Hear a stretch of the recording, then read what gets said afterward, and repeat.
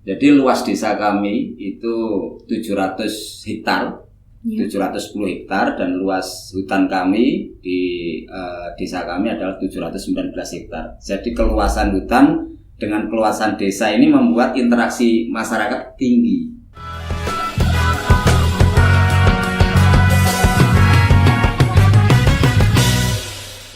Assalamualaikum warahmatullahi wabarakatuh. Selamat siang, kembali lagi dengan saya Hasna Lutfian dalam acara Ngopi Lestari, ngobrol pakai solusi untuk hutan lestari. Hari ini saya kedatangan tamu spesial, 2 narasumber. Monggo Bapak perkenalan diri terlebih dahulu. Perkenalkan sebelumnya, saya Fajar, lengkapnya Dzulhijjah Fajar, Ketua LMDH Tani Maju, Desa Mbaosan Kidul, Kecamatan Ngerayun, Kabupaten Ponorogo. Dan kebetulan juga saya adalah Ketua DPD PLMDH KPH Lawu DS. Mungkin itu Mbak Husna untuk perkenalannya. Terima kasih Bapak, monggo Bapak. Iya, terima kasih. Assalamualaikum warahmatullahi wabarakatuh. Waalaikumsalam warahmatullahi wabarakatuh. Saya dari Jember, asli Jember. Yang secara kebetulan saya Ketua LMDH Jawa Timur, dan juga kebetulan saya TPM Perhutani di Perhutani KPH Jember. Terima kasih. Terima kasih Bapak. Langsung saja mari kita ngobrol-ngobrol santai. Nah, saya ingin menanyakan nih Bapak. Yang saya dengar bahwasannya hutan di daerah Mbaosan Kidul itu luas sekali Bapak. Nah, ini berapa luasannya Bapak? Terima kasih Mbak Husna. Ini terkait dengan keluasan hutan pangkuan kami atau pangkon kami itu ada 719 hektar untuk satu desa Mbaosan Kidul di LMDH Tani Maju. Lalu untuk dari 719 hektar itu terbagi di 2 KRPH atau Kesatuan Resort Pemangkuan Hutan itu di RPH Merayan dan RPH Rayun. Ada sekitar 50-an ya, 58 petak di RPH Merayan dan sekitar 2 petak di RPH Merayu. Mungkin itu Mbak untuk keluasan di LMDH kami. Nah, untuk kondisi hutannya itu sekarang seperti apa Bapak? Apakah sudah baik dari dulu sampai sekarang atau perlu perbaikan atau bagaimana Bapak? Mohon penjelasannya di sini. Iya Mbak, memang pada prinsipnya lahan daerah kami, khususnya lahan hutan daerah kami bagus Mbak. Ini terbukti dengan target produksi getah pinus, karena di KPH kami atau LMDH kami itu produksi getah pinus itu tercapai produksinya setiap tahunnya, dan terbukti memang terkait dengan hutan itu masih bagus. Karena apa? Kemarin kita mengusulkan kriteria yang bisa masuk di Kulin KK dan IPA PS itu loh kemarin, itu P39 sama P83, dan kami masuk pada P83. Jadi keluasan hutan kami, rapatnya hutan, lalu pertumbuhan pohon masih standar dan baik. Ini itu kelemahannya sedikit aja Mbak. Iya, apa itu Bapak? Yaitu sudah tua Mbak. Jadi Dengan sudah tua, jadi masa usia produktifnya yang tua, otomatis jumlah produksinya nggak bisa maksimal seperti tahun-tahun sekitar. Kurang maksimal ya. Itu Mbak. Nah, dengan adanya LMDH ini Bapak, apakah meningkatkan hasil produksi hutan atau bagaimana Bapak? Iya betul. Jadi peran serta LMDH di dalam kegiatan perhutani khususnya adalah peningkatan produksi itu salah satu, selain adalah kelestarian hutan Mbak. Jadi kami terus bersama-sama anggota kami, kebetulan dalam satu LMDH itu ada sekitar 1082 orang. Nah, dari 1082 orang itu ada terbagi di 5 dusun Mbak, dan setiap dusun ada KKP. Nah, KKP itu adalah ketua kelompok Raya Sawana, dan disitulah kita berusaha melestarikan hutan. Apabila ada sumber air, satu contoh itu perlu penanaman pohon, yaitu salah satunya. Dengan banyaknya orang itu tadi Bapak, apakah berperan aktif dalam pelestarian hutan? Pasti, atau bagaimana Bapak? Semuanya aktif karena mereka berinteraksi langsung. Jadi luas desa kami itu 700 hektar. 710 hektar, dan luas hutan kami di desa kami adalah 719 hektar. Jadi keluasan hutan dengan keluasan desa ini membuat interaksi masyarakat tinggi. Mungkin itu. Terima kasih Bapak untuk penjelasan yang luar biasa sekali. Untuk selanjutnya saya ingin menanyakan, kepada Bapak nih, sebagai Ketua LMDH Jawa Timur, pastinya mempunyai anggota dan terbagi dalam beberapa KUPS. Ada berapa macam Bapak sebenarnya KUPS dan apa saja kegiatannya? Ya, terima kasih. Kalau di Jawa Timur sih kan ada beberapa kategori wilayah yang berbeda karakteristiknya maupun potensi. Jadi KUPS itu adalah sebuah singkatannya, Kelompok Usaha Perhutanan Sosial. Kalau di Jawa Timur itu khususnya seperti halnya di wilayahnya Mas Fajar ini atau Gus Fajar ini, kalau di hutan itu panggilannya Gus karena santri-santrinya ada pepohonan, ada masyarakat ya, Bapak. hutan. Ada istilahnya tersendiri gitu. Panggilannya ya Gus. Kalau teman-teman pegiat pelestari hutan di LMDH itu panggilannya Gus. Di wilayah Mas Fajar ini ada beberapa potensi. Ya, kalau KUPS itu tergantung potensinya. Jadi tidak terukur jumlahnya. Jadi bila mana ada potensi jagung, potensi itu ada di dalam hutan loh, bukan di luar hutan. Jadi KUPS itu kelompok usaha perhutanan sosial di wilayah kelola perhutani, di wilayah kelola wilayah kerja perhutani. Kalau seperti yang sudah terbentuk KUPS wisata, KUPS agro, KUPS durian, KUPS dan lain sebagainya, tergantung potensi yang ada di wilayah masing-masing. Seperti halnya di Mas Fajar di wilayah, beliau ini ketua bupatinya LMDH Lawu lah. Bupatinya LMDH. Di wilayah Pak Fajar itu tidak sama dengan wilayah Jember, wilayah asal saya di Jember itu juga ada kopi. Di Pak Fajar pun ada kopi, tapi potensinya lebih bagus. Kopi jenis apa itu Bapak? Kalau di Jember itu kopi Robusta yang sekarang itu sudah di branding sama Bupati Jember Pak Haji Edi, itu kopi Robusta yang mendunia lah, yang identik beliau itu Wiswayae benahi Jember. Dan di sana ada beberapa pegiat kopi yang luar biasa yang meningkatkan nilai tambahnya dengan berbagai barista yang meningkatkan nilai ekonominya.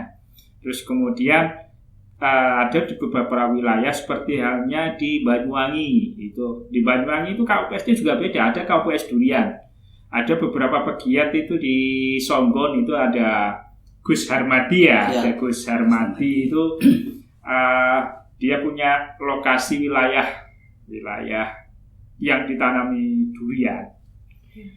Dia nami durian, ya durian Songgon Garden kalau di Pak Harmadi itu. Di sana itu juga ada durian khusus yang memang di Banyuwangi itu ada durian ketika jatuh, ada tamu terus duriannya jatuh, berarti ini durian penghormatan. Ada pohon durian penghormatan. Itu benar-benar jatuh gitu Bapak kalau ada tamu? Ya tergantung. Kalau tamunya itu istimewa dianggap istimewanya durian. Bukan istimewa berdasarkan duriannya berarti Bapak ya? Kalau jatuh berarti dia tamu istimewa bagi durian yang ada di sana. Ini menurut penyampaiannya Pak Harmadi. Biasanya jatuhnya itu siapa aja Bapak selama ini? Tidak melihat durian itu mungkin ya tidak tahu lah. Yang tahu itu Pak Harmadi, karena Pak Harmadi yang punya durian yang ada di sana. Kemudian ada beberapa tempat di wilayah di wilayah Jember juga itu ada wisata, kelompok usaha perhutanan sosial wisata. Wisata apa itu Bapak kalau boleh sharing di sini? Kalau di sana itu ada wisata PPG klaster durian.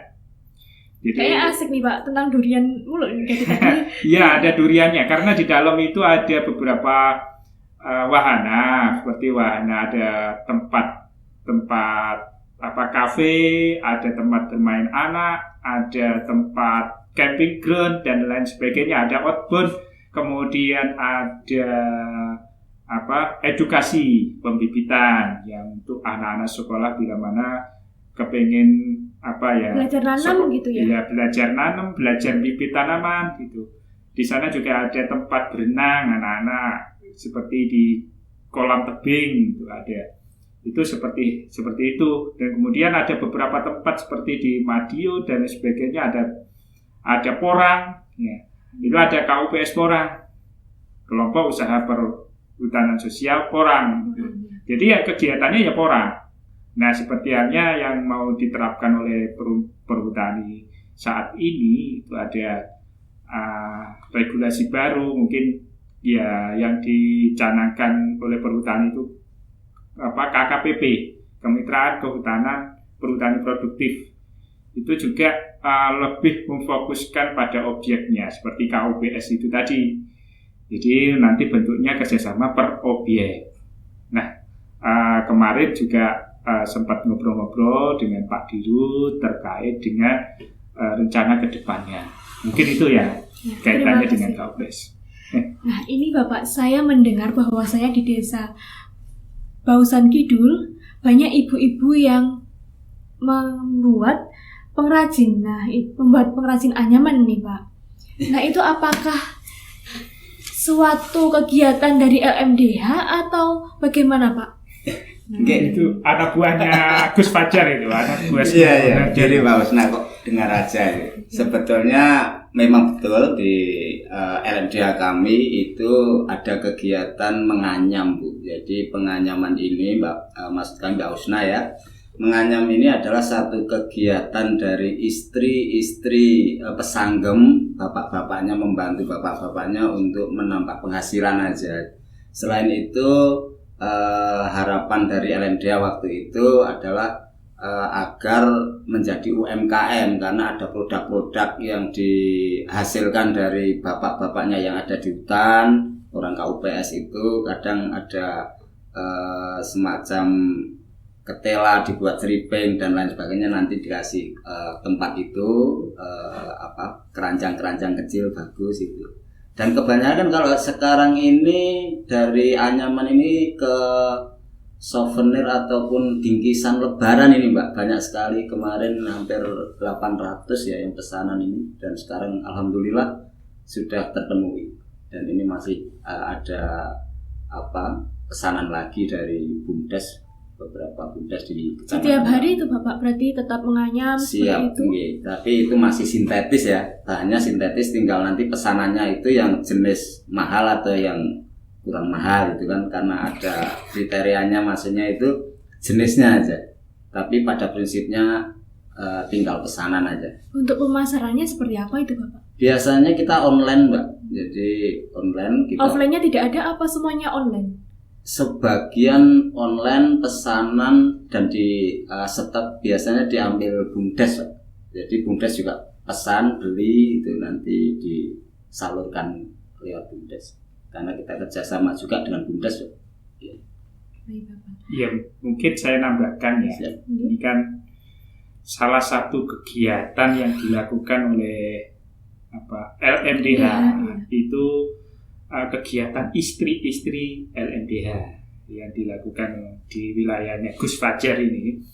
Itu istri-istri LMDH mencoba berkreatif kreatif, meningkatkan ekonomi lewat kerajinan. Sebenarnya kalau di wilayah yang lain itu ada lagi mungkin pengemasan kopi. Kan di tempat yang lain itu ada kopi itu dikelola specialty lah, ada tim specialty-nya secara khusus sehingga memang penanganannya juga khusus. Seperti halnya Pak di Gus Fajar ini juga penanganannya khusus oleh para istri-istri. Nah, para bapak-bapak ya bertani. Nah, kalau para ibu-ibu ya seperti kreatif seperti itu. Kalau di wilayah Jember itu ada pengemasan kopi, dikemas menjadi sebuah produk yang layak dijual. Kemudian tidak meninggalkan kualitas atau rasa itu nomor satu dan rasanya tetap terjaga. Ya. Baik Bapak, dan saya juga mendapatkan informasi bahwasanya LMDH juga mempunyai kegiatan agroforestry. Nah, ini contohnya yaitu kunyit Bapak. Nah, apa saja jenis tanaman yang lainnya Bapak, dan kegiatan pasca panen sampai pemasaran itu bagaimana Bapak? Iya, saya ya Gus ya. Monggo. Ini ketua saya ini. Itu kan pengelolaan hutan di bawah tegakan kayu yang ada di Perum Tani. Ya, pemanfaatan lahan bawah tegakan. Sebenarnya tidak hanya kunyit di sana, bisa juga jahe. Pokoknya yang tahan naungan. Yang paling ngetren sekarang yang kapan hari itu didatangi oleh Pak Presiden, Pak Jokowi, itu kan tanaman porang. Tanaman porang itu adalah satu tanaman yang memang tahan di bawah naungan. Tidak hanya kunyit, ada tanaman porang, bahkan juga ada tanaman-tanaman yang lain. Mungkin kalau jagung itu tanaman baru ya, ketika habis tebang bisa tanam jagung. Tapi kalau yang seperti kunyit itu adalah tanaman yang memang ditanam itu di bawah tegakan. Jadi di bawah pohon, Kalau di wilayah Pak Fajar itu ada pinus, di bawah pinus. Kalau di wilayah timur itu ada jati, di bawah jati biasanya ada beberapa kegiatan pertanian. Seperti kalau tanaman mahuni ada kopi, di tanaman pinus itu ada porang. Ya, ada porang ya. Porang. Di wilayahnya Gus Fajar ini porang.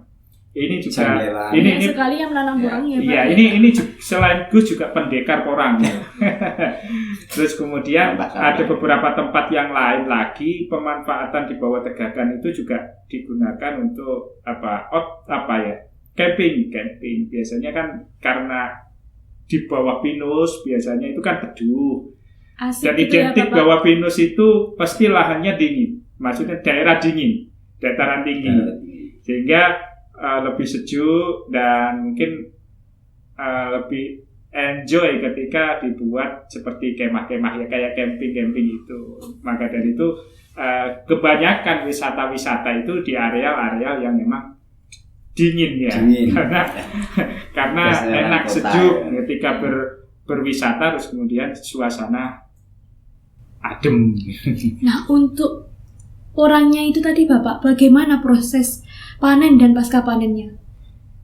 Ya, mungkin ini pendekarnya ini biar dijelaskan. Fajar nih, pendekarnya porang. Bukan juga itu ditambah-tambah aja, tapi pada prinsipnya kami memang mulai awal dulu kami ceritakan dulu bahwa gimana kami mengenal porang. Dulu porang di tempat kami itu dibuang, Pak. Karena anggap aja semacam tanaman pengganggu gitu. Ya zaman dahulu kala ya, Pak. Kalau sekarang kan udah ngetren. Wah, sekarang ngetren. Nah, setelah tahun 2004 itu kami dikenalkan oleh Perhutani. Waktu itu Perhutani sangat menggalakkan terkait dengan porang. Tahun 2004 lalu menurun lah istilahnya, stagnan atau bisa dikatakan. Tapi kami dari dulu memang penanam porang. Waktu itu harganya masih 2.000, Mbak. Tahun berapa itu, tahun Bapak? 2006 2007 itu 2000. Iya. Dan karena porang itu enak dipelihara itu. Tinggal kalau di daerah kami dinamakan coblok. sekali jatuh dibiarin besok besar gitu aja. Dan itu oleh sebab itu familiar di daerah kami coplok bukan porang. Jadi sekali jatuh tumbuh besar 2 tahun panen sudah. Jadi pemeliharaannya tinggal lihat yang pohon besar pasti isinya besar gitu. Nah setelah itu lama ini di tahun-tahun 2019 ya itu harga porang meroket, booming itu. Nah tinggi banget ya Pak tahun 2019 itu. Ya itu ada berkah juga walaupun ada musibah seperti COVID itu. Tapi kita juga sudah merasakan bahwa masyarakat petani itu sebagian sudah merasakan jerih payahnya di tahun 2019 2020 itu 2 tahun itu harganya sampai 12.500 per kilo dan harga katak itu semacam apa ya buahnya itu buah yang di daun itu sampai 150.000 per kilo. Jadi waktu itu sangat booming dan hari ini kita sudah nanam banyak tapi ada kendala Mbak, harganya apa aja kendalanya? Turunnya harga. Untuk mengatasi turunnya harga bagaimana Pak? Nah ini kita masih terus mencari solusi. Saya konsultasi dengan berbagai pihak karena kami kalau di perhutani khususnya itu memang ada kewajiban salah satunya ada kewajiban kita harus melaksanakan kegiatan agro namanya ya. Nah kita mencoba menanam porang di dalam hutan dan alhamdulillah di tahun ini juga sudah mulai 1 tahun pertama Mbak. Jadi belum kita bisa katakan hasilnya bagus tinggi belum, tapi memang ada sebagian di LMDH tetangga kami itu memang sudah produksi, tapi kalau di tempat kami memang yang di hutan baru tahun ini gitu. Nah, jadi untuk mencari solusi gimana harga ini kembali, kami masih mencari solusi untuk konsultasi dengan berbagai pihak seperti kebetulan di kami ada KUPS Porang Rayun ya. Itu kita bekerja sama dengan PT salah satu PT lah swasta itu sebagai off-taker dan karena kami punya off-taker maka syarat utama untuk mendapatkan KUR di BNI adalah adanya off-taker dan penanaman porang itu dan alhamdulillah kami juga sudah ada istilahnya pinjaman KUR dengan bunga yang sangat ringan. Mungkin itu Mbak. Nah untuk cara pemasarannya bagaimana Bapak? Itu udah ada off-taker Pak. Jadi off-taker itu yang menjamin belinya. Langsung beli gitu. Produknya ya, itu akan dibeli oleh off-taker ini atau perusahaan ini. Seperti itu. Yeah. Baik, terima kasih Bapak penjelasannya. Nah, dengan adanya LMDH itu tadi Bapak, apakah ada pertemuan rutin setiap minggunya atau setiap bulannya dan biasanya membahas apa aja nih Bapak? Nah, ya ini sangat penting. Sharing di sini. Ya ini harapan saya karena beliau itu Gus Rohim saya selalu memberikan masukan kepada kami. Pertama, sebuah organisasi itu akan besar kalau ada rutinitas komunikasi pertemuan ini akan besar. Dan alhamdulillah di tempat kami, LMDH kami, rutinitas ini terjadi. Jadi kantor LMDH kami itu alhamdulillah bisa dikatakan ramai. Karena apa? Kita punya LMDH itu sendiri yang mempunyai unit-unit usaha di KUPS, ada 5 KUPS Mbak. Hutan Mandiri, KUPS Hutan Mandiri yang fungsinya adalah istilahnya itu ketika ada pesanan apa, produk apa, kunyit, jahe, kencur, janggelan, itu kita langsung arahkan ke KUPS Hutan Mandiri. Di sana dia akan tahu potensinya apa aja dan lain sebagainya itu. Nah di situ waktu pertemuan kita sampaikan itu pertemuan di KUPS Hutan Mandiri. Lalu ada lagi KMDH, Koperasi Masyarakat Desa Hutan itu kita punya Mitra Manunggal. Gitu. Koperasi Mitra Manunggal itu juga ada rutinitas simpan pinjam Mbak, kalau koperasi saya yang ini. Lalu ada usaha mandiri, KUPS usaha mandiri itu adalah yang dikelola ibu-ibu tadi yang menganyam, yang kegiatan buat keripik, buat tela pisang gitu, keripik pisang dan lain sebagainya. Lalu ada peternak milenial. Peternak milenial ini lebih cenderung pada pemanfaatan HMT, hijau makanan ternak, yang dimiliki oleh kegiatan di LMDH ya, karena di bawah tegaan itu setiap anggota kami biasanya menanam rumputnya itu. Nah, peternak milenial rumput bagaimana itu Bapak? Apakah ada rumput yang khusus atau semua rumput bisa? Rumput khusus biasanya ya semacam kalau di sana itu telokaret itu, telokaret, meridia, lalu aleandra itu hijau makanan ternak lah, sebagian rumput gajah otot kalau di sana bilang itu.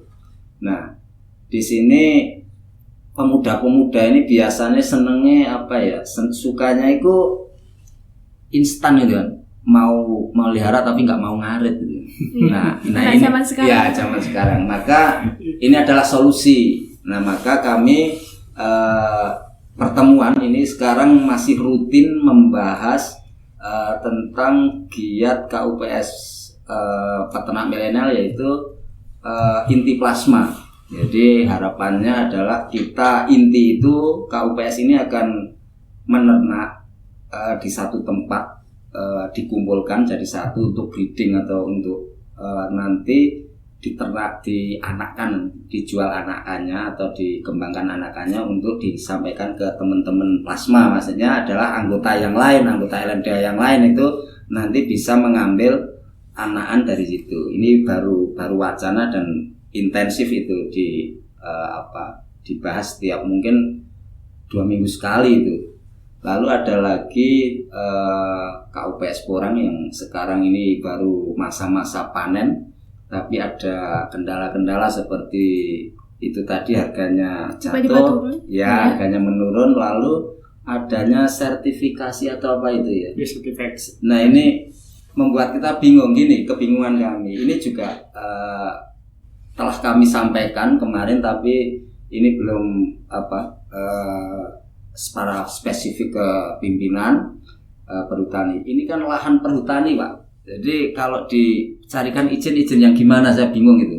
Karena kalau sertifikasi ini kan biasanya itu kan lahan mana, dari mana, dan lain sebagainya.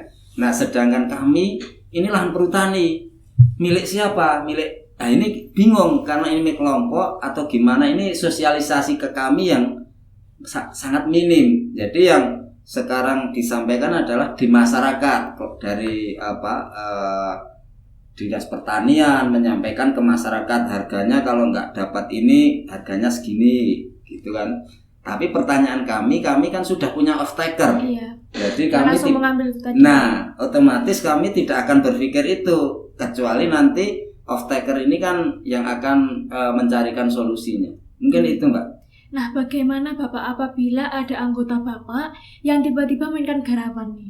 Nah, ini biasanya setiap anggota sudah menjadi dengan sendirinya punya garapan, Mbak.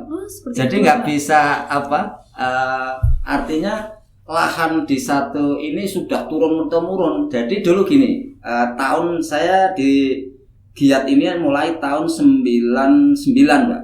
99 2019